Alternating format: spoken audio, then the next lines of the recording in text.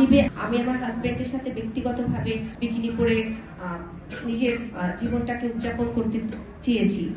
সেই ছবিগুলো নিয়ে আপনারা যা কিছু করছেন, যা বলছেন, সেটা আমি ডিজার্ভ করি না। আমি কি মনে করেছি যে এই সোসাইটিতে এই ছবিটি দেয়া যায়? যদি আমি মনে করতাম তাহলে আমি আমার ওয়াল থেকে পোস্ট করতাম। যেহেতু আমি আমার ওয়াল থেকে পোস্ট করি নাই, যেহেতু এটা অন্য একটা ব্যক্তি পোস্ট করেছে, তার মানে কিন্তু সে অপরাধী, আমি না। আমাকে আপনারা অপরাধী বানিয়ে যে ক্যারেক্টার অ্যাসোসিয়েশন করছেন, সেটা আপনাদের অপরাধ, আমার না। আপনারা যদি মনে করেন যে আমার মতো একজন নারীকে দাবিয়ে রেখে আপনারা দানব হয়ে গেছেন, তাহলে আপনারা ভুল করছেন। আপনারা সেই জায়গা থেকে বেরিয়ে আসুন।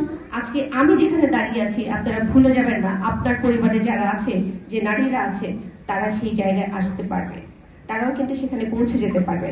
আমি আজকে সুইসাইডের জায়গা থেকে নিজেকে সরিয়ে এনেছি। আমি এখনো আপনাদের সাথে মাথা উঁচু করে কথা বলতে সাহস করছি, কিন্তু আপনার পরিবারে যে নারীটি আছে, সে হয়তো কথা বলার সাহস করতে পারবে না, সে উপস্থাপন করতে পারবে না, সে ব্যাখ্যা দিতে পারবে না তার সাথে কি হয়েছিল, তার আগেই সে ঝরে যাবে।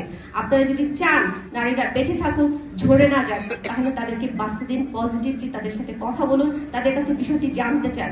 কোনো ইনভেস্টিগেশন ছাড়া একটা নারীকে বারবার অপবাদ দিয়ে এভাবে হেনস্থা করে মৃত্যুর পথে ঠেলে দিয়েন না।